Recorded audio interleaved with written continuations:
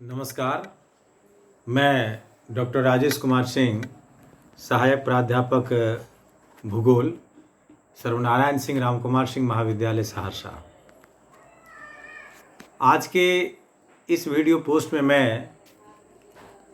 Part 2 के छात्रों के लिए उनके सिलेबस से सारगर्भित सेक्शन ए के यूनिट 1 से संबंधित मानव प्रवास विषय पर मैं वर्तमान में पोस्ट किए जा रहे वीडियो में चर्चा कर रहा हूं। इस विषय से संबंधित कुछ वीडियो मैंने पहले पोस्ट किया है और आज के इस वीडियो में मैं प्राचीन कालीन मानव जातियों का प्रवास विषय वस्तु पर चर्चा करने जा रहा हूं। प्राचीन कालीन मानव जातियों के प्रवास से हमारा आशय ये है कि आदिम युग से लेकर वर्तमान तक जब मानव सभ्यता विकसित हुई, तत्पश्चात मानवों का एक जगह से दूसरे जगह प्रवासित होना कैसे हुआ, कहाँ कहाँ हुआ,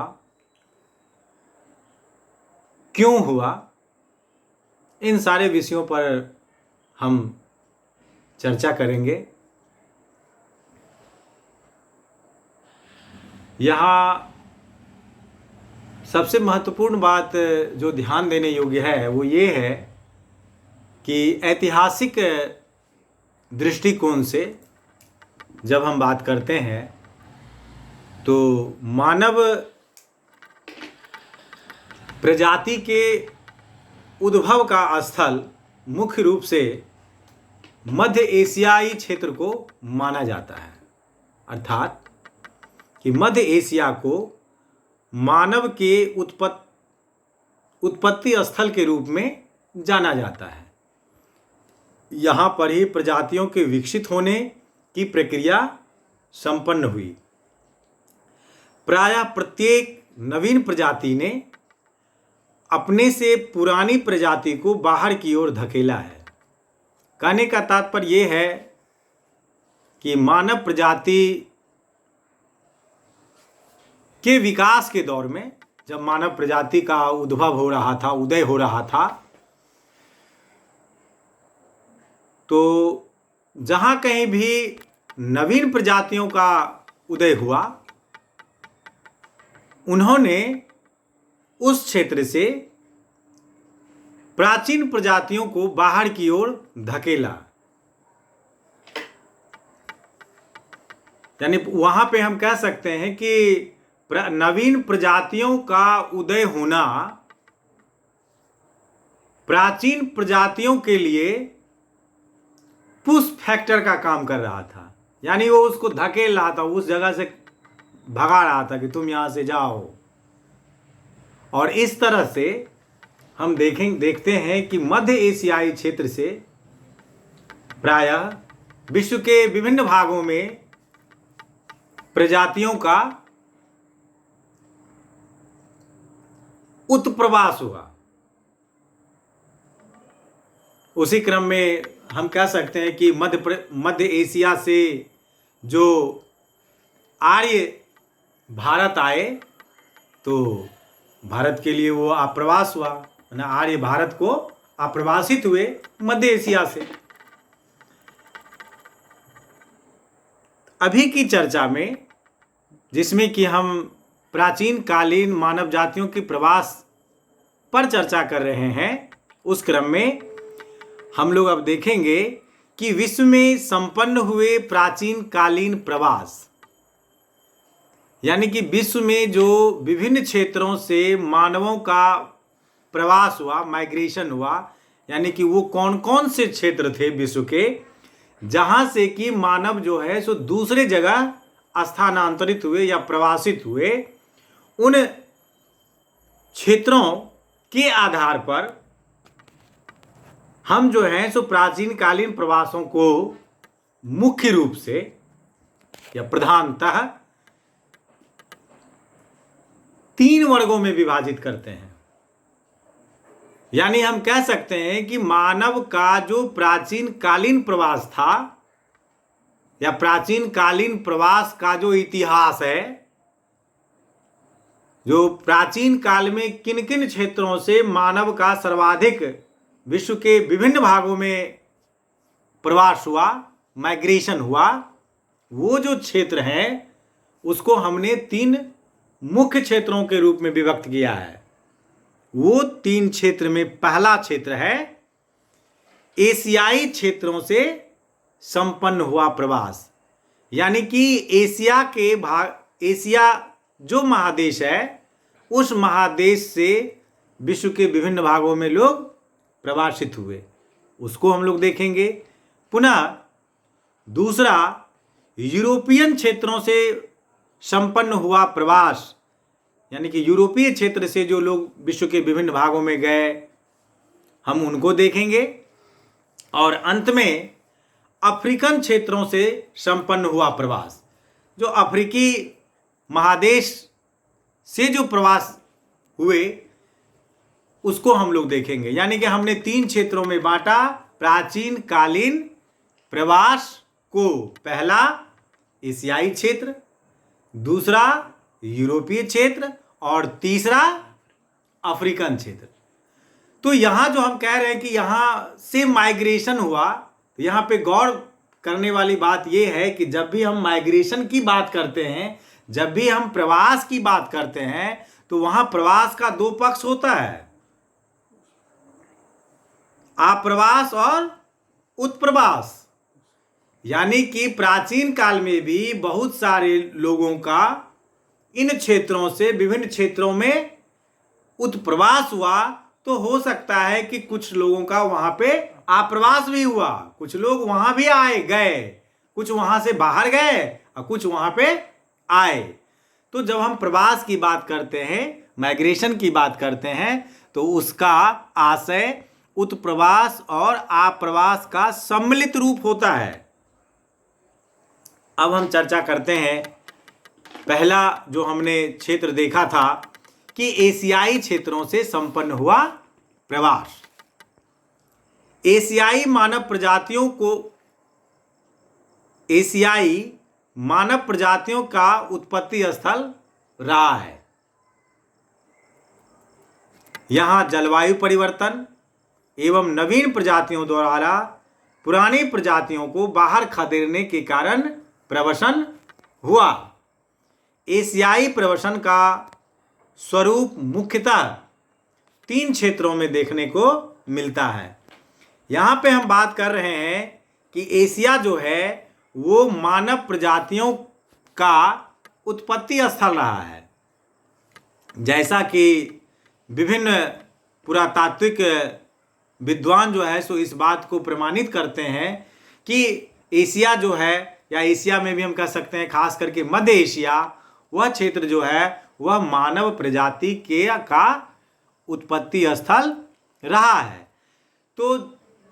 जलवायु परिवर्तन के कारण जब वहां पर नवीन प्रजातियों का उदय हुआ,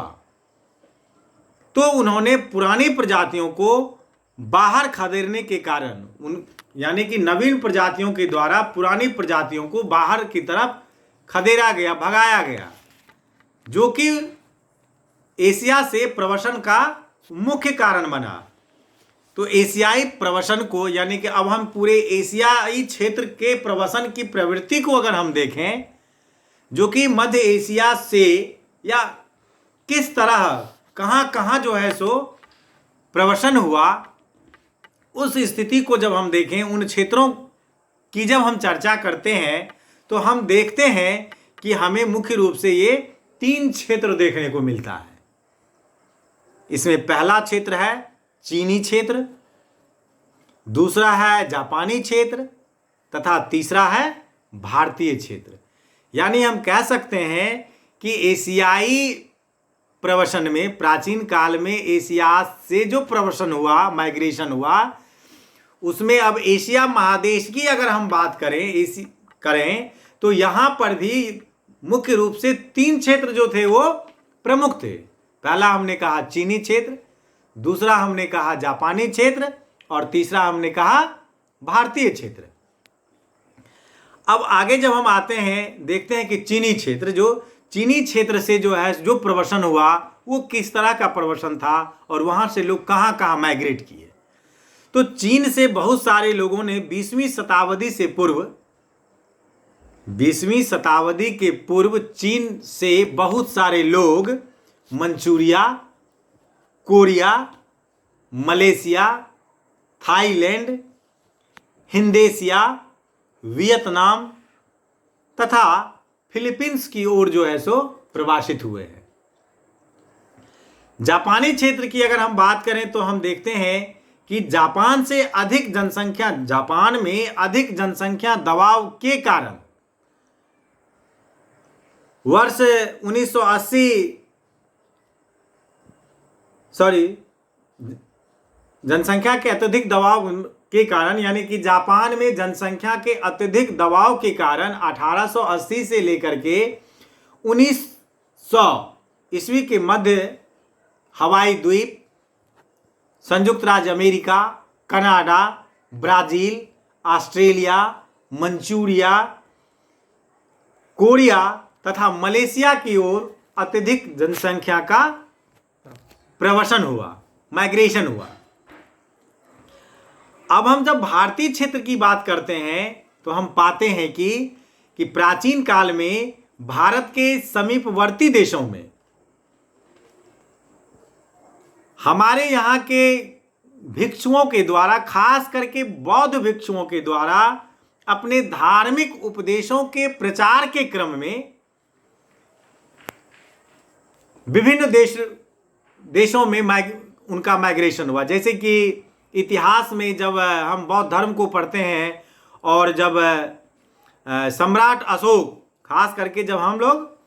सम्राट अशोक की बात करते हैं, तो जब सम्राट अशोक बौद्ध धर्म को अपनाते हैं तो उनके पुत्र, क्या नाम था उनके पुत्र और पुत्रियां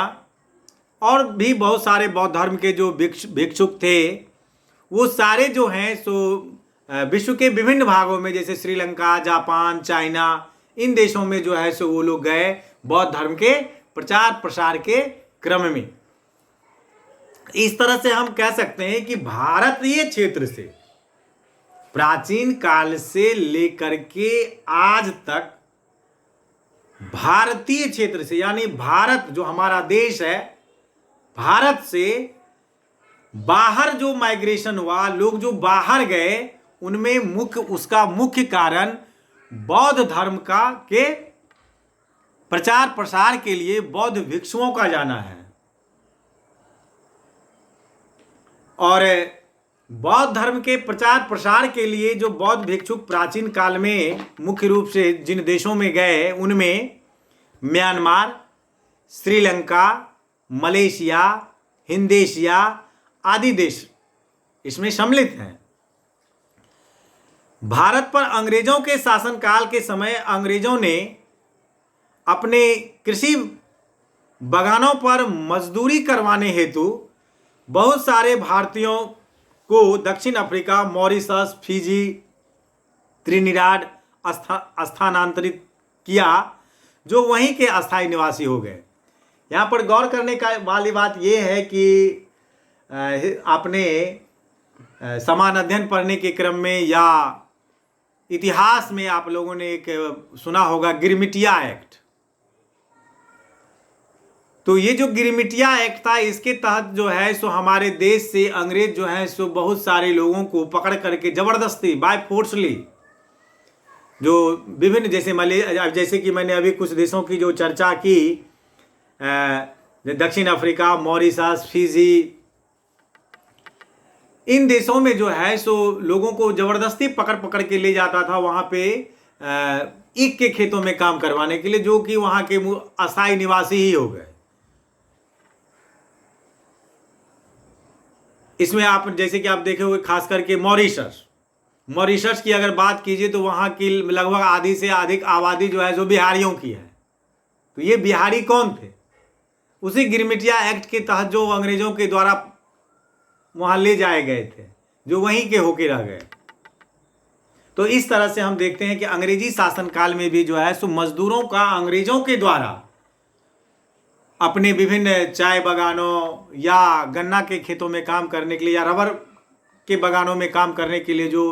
ले जाया गया था, इससे भी जो है सो भारतीय क्षेत्रों से लोगों का माइग्रेशन हुआ और वो वहीं जो लोग गए वो वहीं बस गए, वहीं रह गए। अब हम बात करेंगे यूरोपीय क्षेत्रों से संपन्न हुआ प्रवास, यानी अभी हमने जो है सो एशिया से किस तरह से प्रवसन हुआ प्राचीन काल से अभी तक, उस पर जो हमने चर्चा की। इसी क्रम में अब हम आगे चर्चा कर रहे हैं कि यूरोपीय क्षेत्रों से जो है सो किस तरह से मानव प्रवास हुआ है। यूरोपियन क्षेत्र से संपन्न हुआ प्रवास यूरोप में संसाधनों की कमी एवं जीवन स्तर के गिरने के दबाव के कारण था। कहने का आशय यह है कि यूरोप से जो लोग यूरोप से बाहर प्रवासित हुए या वहां से भागने के लिए या प्रवासित होने के लिए मजबूर हुए, उसका मुख्य कारण जो है उनका संसाधनों की कमी और जीवन स्तर में गिरावट है। कहने का आशय ये है कि वहाँ जब आबादी बढ़ी या वहाँ जो है सो वो सीमित संसाधन थे और सभी लोगों को उस संसाधन से जीवन यापन संभव नहीं हो पा रहा था, तो नए संसाधन की खोज में अपने आप को जीवित रखने के लिए नए संसाधन की खोज में, ताकि जो है सो हमारा जीवन स्तर उच्च से उच्चतर हो, इसी लालसा ने जो है सो वहाँ यूरोप से लोगों को बाहर माइग्रेट करने के लिए बाध्य किया। अब अगर हम इस बात पर आए कि यूरोप से जो लोग माइग्रेट हुए वो किस तरफ कहाँ गए, किधर किधर गए, अगर हम उन क्षेत्रों की अगर हम बात करें तो हम देखते हैं कि यूरोपीय प्रवसन का जो ट्रेंड है वो मुख्य रूप से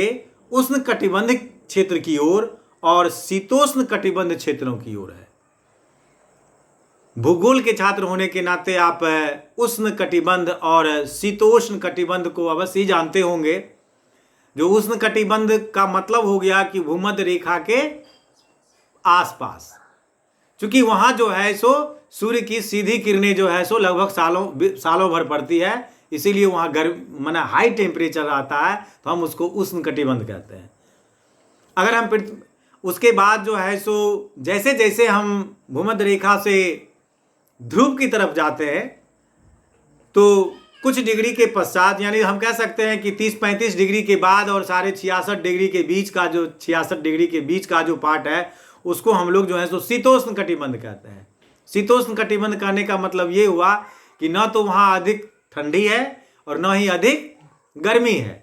इसका कारण ये होता है कि लगभग 66 डिग्री तक सूर्य की जो किरणें हैं वो जैसे जैसे अब सीधी भूमध्य रेखा से हम आगे बढ़ते हैं, सूर्य की किरणें तिरछी होती जाती है और जैसे जैसे सूर्य की किरणें तिरछी होती जाएंगी वैसे वैसे जो है सो उसकी गर्मी जो है सो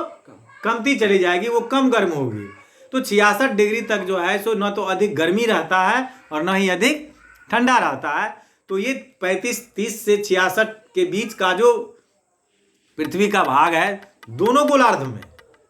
उत्तरी गोलार्ध में भी और दक्षिणी गोलार्ध में भी, तो वो जो क्षेत्र होता है उसको हम लोग जो है सो शीतोष्ण कटिबंध कहते हैं और उसके बाद का जो क्षेत्र होता है उसको हम लोग शीत कटिबंध कहते हैं कि यहाँ मतलब वहाँ पर सालों भर जो है सो काफ़ी ठंडी रहती है, इसीलिए हम उसको शीत कटिबंध कहते हैं। तो हमने देखा कि यूरोप से जो लोग माइग्रेट हुए वो मुख्यतः जो है सो उष्ण कटिबंध क्षेत्रों की तरफ और शीतोष्ण कटिबंध क्षेत्रों की तरफ जो है सो उनका जो है सो माइग्रेशन सर्वाधिक हुआ। अब हम देखते हैं कि उष्ण कटिबंध क्षेत्रों की ओर उनका जो है सो माइग्रेशन जो हुआ वो क्यों हुआ, उसका क्या कारण था। तो यूरोपीय लोगों ने उष्णकटिबंध क्षेत्रों के रूप में उत्तरी अमेरिका एवं दक्षिणी अमेरिका के समुद्र तटीय उष्णकटिबंधीय क्षेत्रों की ओर प्रवास किया था। साथ ही इन्होंने एशिया के उन क्षेत्रों की ओर भी प्रवास किया था जहां उष्णकटिबंधीय जलवायु के कारण कपास, गन्ने, गरम मसाले, तंबाकू, कहवा एवं चाय का उत्पादन संभव था। और इन बागानों पर मजदूरी करवाने के लिए यूरोपीय लोगों ने अन्य देशों के बंधुआ मजदूरों को वहां पर जो है सो पकड़ कर ले जाते थे और इस तरह से जो है सो उन क्षेत्रों में माइग्रेशन हुआ। आगे हम देखेंगे शीत कटिबंधीय क्षेत्रों की ओर जो यूरोप से माइग्रेशन हुआ उसका जो है सो क्या कारण था। तो शीत कटिबंध क्षेत्रों की ओर यूरोपीय माइग्रेशन होने का मुख्य कारण इन क्षेत्रों में मिलने वाली जलवायु की अनुकूलता यूरोपीय प्रवास का मुख्य कारण बनी। यानी कि शीतोष्ण कटिबंध की जब हम बात करते हैं कि जलवायु माने कि वहाँ के तापमान का ना अधिक होना ना कम होना, तो स्वाभाविक है कि वैसी जलवायु जो है सो हमारे लिए काफ़ी रुचिकर और स्वास्थ्यवर्धक होती है। तो ये जो कारण था वहाँ का जो ये जलवायु था वो मुख्य कारण बना यूरोप से लोगों को माइग्रेट करने का मुख्य कारण जलवायु ही बना, वहाँ का स्वास्थ्यवर्धक या जीवन के अनुकूल जलवायु का पाया जाना। ऐसे क्षेत्रों में संयुक्त राज्य अमेरिका, कनाडा, दक्षिणी अफ्रीका, न्यूजीलैंड आदि देश शामिल हैं। यहाँ यूरोपीय लोग जाकर बस गए। अब हम बात करते हैं तीसरा प्राचीन कालीन प्रवास में जो हमने जो बांटा था, जो अफ्रीकन क्षेत्रों से संपन्न हुआ प्रवास। यानी अफ्रीकन क्षेत्रों से किस तरह से प्राचीन काल से लेकर अभी तक मानव का प्रवसन संपन्न हुआ, अब हम उस पर चर्चा कर रहे हैं। तो अफ्रीकन क्षेत्रों से प्रवास की प्रक्रिया मुख्यतः दक्षिण अमेरिका के उत्तर पूर्वी तटीय क्षेत्रों में एवं उत्तरी अमेरिका के पूर्वी तटीय समुद्र तटीय क्षेत्रों की ओर संपन्न हुआ। वैश्विक प्रवसन की इस प्रक्रिया को मैंने जो इसी विषय वस्तु से संबंधित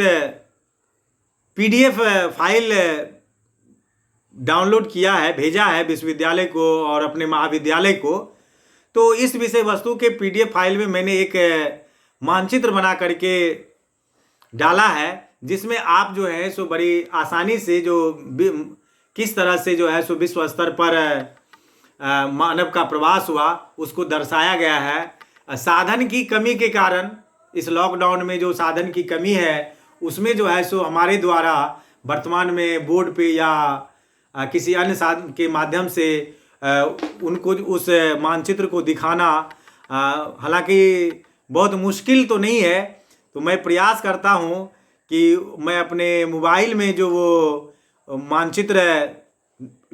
डाला है उसको मैं आप लोगों को दिखाता हूं कि आप इस मानचित्र को देख करके समझ सकते हैं कि किस तरह से जो है सो प्राचीन काल में जो है सो मानव का किस दिशा में प्रवास हुआ। तो ये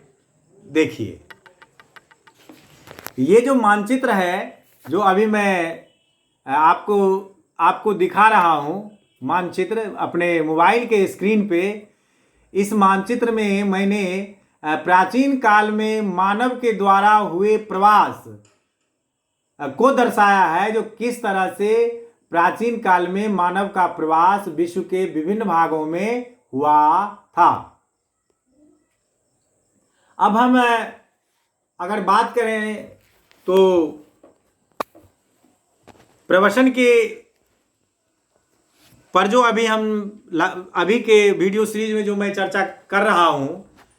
तो उसमें जो ये मेरा वीडियो है उसमें मैंने आपको प्राचीन कालीन मानव प्रवास की कैसी प्रवृत्ति रही उस पर हमने जो है सो बृहद चर्चा की। मैं अगले वीडियो में प्रवास की संकल्पना एवं उसके विभिन्न पक्ष तथा एशियाई देशों से संपन्न हुए प्रवास पर चर्चा करूंगा। यहाँ पर हालांकि इस वीडियो में मैंने एशियाई प्रवास के बारे में चर्चा की है, लेकिन परीक्षा में जो प्रश्न पूछे जाते हैं उसको नज़र में रखते हुए मैंने अगले वीडियो में 3 टॉपिक रखा है कि मैं उसमें सबसे पहले आपको प्रवास की संकल्पना को बताऊंगा, उसके बाद विभिन्न पक्ष यानी प्रवास के कितने पक्ष होते हैं उस पर मैं चर्चा करूंगा, और तत्पश्चात मैं उस वीडियो में एशियाई देशों से संपन्न हुए प्रवास पर पुनः एक बार चर्चा करूंगा, जो आप लोगों को जो लघु उत्तरीय प्रश्न पूछे जाते हैं उसका उत्तर देने में आपको परीक्षा में सहूलियत हो। नमस्कार।